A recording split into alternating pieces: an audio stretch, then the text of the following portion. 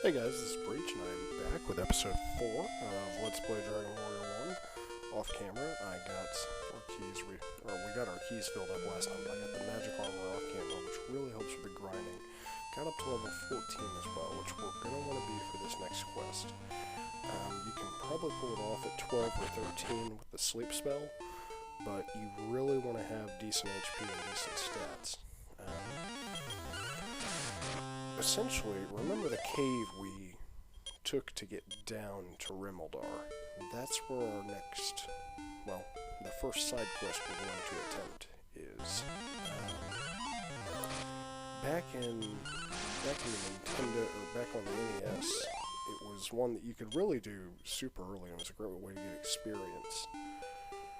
But this side quest ties back to the opening cutscene that they added for the Game Boy Color version. There were no cutscenes in the NES version. You just had, dialogue and gameplay, which, worked. But as you get on through the ages, you gotta add stuff to give it a little more flair for newer players to the game. As for this time, it's possible to go through the cave and not have to use the radiant spell, but I just wouldn't for this part. There's too many twists and turns to get lost in and just get frustrated at. And it still bothers me that they call those Eiders instead of Druins. They were Druins in the NES version, so having the Warlocks, as they were called, now called Druids, just messes with me every time. But before you come here, you're going to want to have a key. So, you have to go to Rimeldar. You're definitely going to want that steel broadsword and some pretty high quality armor. So you already have to go to Rimeldar. We might as well have, level grinded up a bit, gotten the magic armor, steel sword, since we have to get keys to come here anyway. So, got to use to open up that door. And you come over here, and there is a Dargon asleep in the middle of the path. You talk to him, he wakes up, looks at you, he not happy. Now, Dargon, you're going to have two main attacks. He's going to attack you, he's going to spit fire. That's it. And because of our defense right now, his attack is actually going to do less than the Spitfire. Spitfire is always going to do somewhere between 12 and 16 to 17 damage. His attacks right now, it's really all based on your defense.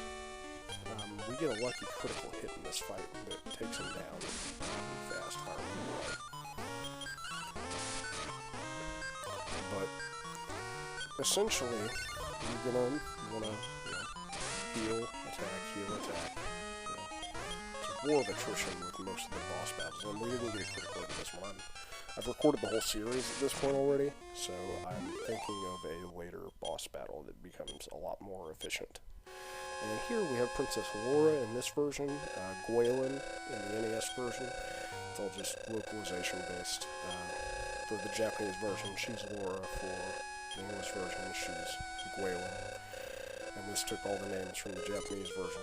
Like you would have Gwaelin and Erdrick in the NES, Lora and Lodo in this version. And we get to carry her back to the castle, but we're really lazy. So we're just going to magic our way out of here, and we will magic our way back to the castle, because we can. And we're back at Tantacle. Which, it's not too confusing. There's only two castles in this game. Tantacle and then Charlock, which I don't think we've seen Charlock yet, because we don't get enough FOV on the Game Boy screen to see it from Tantacle, but we can. It's just right across there's a river between here and there. That's about it. In the next game, because we are going to do Dragon Warrior 2 eventually. I think I have one LP planned out before that. But in the next game, we'll be revisiting these areas. So that'll be nice. So, she gave us Lora's love in this version, Gwaelin's love in the other version, and it essentially tells you how much experience you need to get to the next level, as well as tells you your position on the world map. Now, we're going up around here, because little secret hidden here that we can knock out for the big side quest that you have to do. It's really kind of the main quest. Oh, conveniently, there's a key salesman in Tanticle.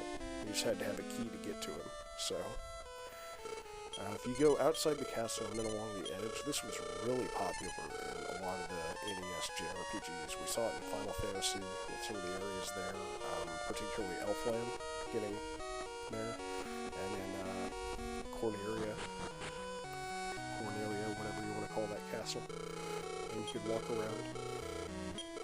But you go around the outside, there's a staircase, and you get the Sunstone. Now, the Sunstone is one of two objects that we're going to combine to be able to get to Charlock. And while we have a little bit of a walk after here, because we're going to walk over to Garenham, where our next side quest is, before we end off the episode, I'm going to go over kind of why defense and attack matter in this game. And that's because of the way it does your damage calculations. Incoming damage, if your defense is equal to or greater than the enemy's attack, it'll have a completely different formula than if your defense is lower than their attack.